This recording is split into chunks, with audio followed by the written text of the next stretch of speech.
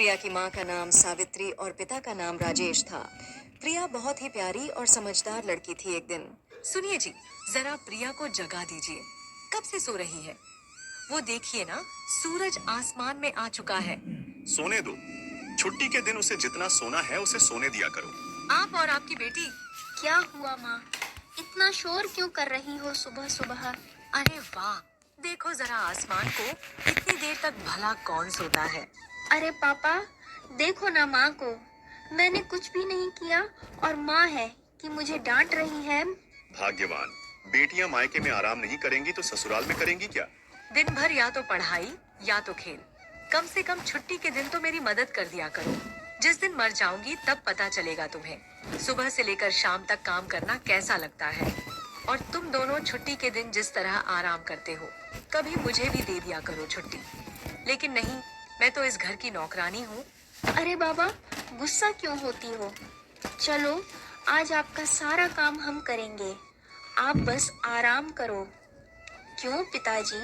ठीक है, चलो काम पर लग जाओ। मैं दिन का खाना बना देता हूँ। पिताजी, मैं बर्तन धो देती हूँ। इसके बाद प्रिया और उसके पिता ने मिलकर सारा काम किया और खाना खाने के लिए बैठे। और भाग्यवान, कैसा लग रहा है? खुश तो हो ना तुम? गुस्सा ना किया करो। बिना गुस्से के अगर ये सब कर दिया करोगे तो गुस्सा करने की नौबत ही नहीं आएगी। माँ, अब से आपकी छुट्टी के दिन मैं मदद कर दिया करूँगी, ठीक है? चलो अब खाना खा लो, सब ठीक है। अच्छा सुनो प्रिया, तुमने अपना होमवर्क कर लिया? हाँ, वो तो मैंने कल ही कर लिया था। सही किया। रात को क्या बनाऊं? माँ बड़े दिनों से मछली नहीं खाए, आज मछली बना दो ना। ठीक है, बाजार जाकर शाम को मछली ले आना, ताजी वाली।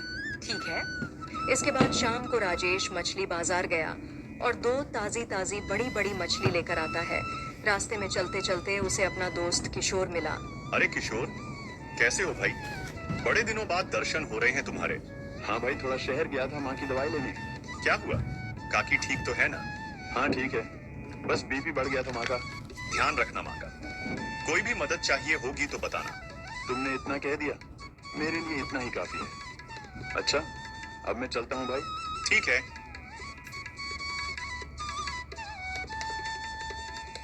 इसके बाद राजेश अपने घर पहुंचा और अपनी पत्नी को मछली दे दी। सावित्री ने भी बड़े अच्छे तरीके से मछलियों को पकाया और सबको खाने के लिए बुलाया। सबके सब आ जाओ, गर्मा गर्म खाना तैयार है। आया भाग्यवान। माँ, खाना कहाँ है? तुमने हाथ धोए? अभी धोकर आई माँ।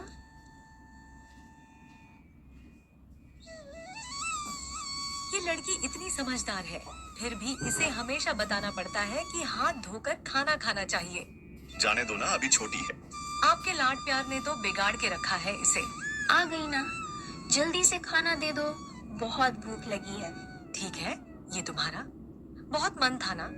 तुम्हें जैसी पसंद है मैंने वैसी बनाई है। अरे वाह, सावित्री कभी डांटने लगती हो, फिर तुरंत प्यार भी करने लगती हो। आप नहीं समझेंगे, माँ की डांट में भी प्यार होता है। चाहती हूँ कि मेरी बेटी एक अच्छी इंसान के साथ साथ समझदार भी बने। अब हमेशा तो मैं उसके साथ नहीं रह सकती ना। एक दिन उसे सब कुछ खुद ही करना होगा। बस अभी से तैयार कर रही हूँ उसे। चलो अब खाना खाते हैं। इसके बाद सबने खाना खाया और सब सो गए। अगले दिन जब सब लोग उठ गए तो राजेश ने देखा कि सावित्री तो अभी तक सोई है। सावित्री, क्या हुआ? तबीयत तो ठीक है ना तुम्हारी? सावित्री। सावित्री की ऐसी हालत देखकर राजेश ने जल्दी से वैद्य को बुलाया। वैद्य ने कहा, बेटा, सावित्री अब नहीं रही। तुम इसके अंतिम संस्कार की तैयारी करो। शरीर को इस तरह रखने से वो सड़ने लग जाएगा। हमारी सावित्री को क्या हुआ भगवान? इस उम्र में ऐसा उसके साथ नहीं होना चाहिए था। उसकी इतनी छोटी सी बेटी का क्या होगा? अब यह बिन माँ की बेटी कैसे रहेगी?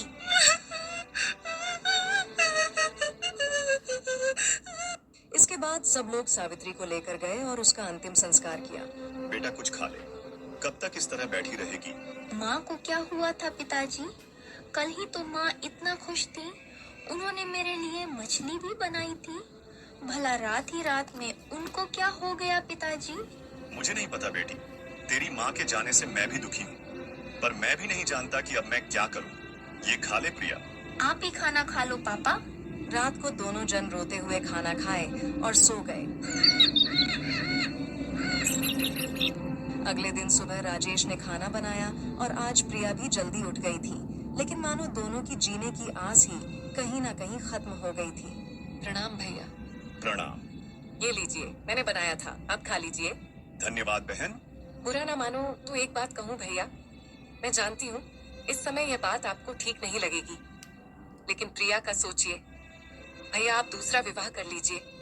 आप भला कब तक प्रिया का ध्यान रखेंगे?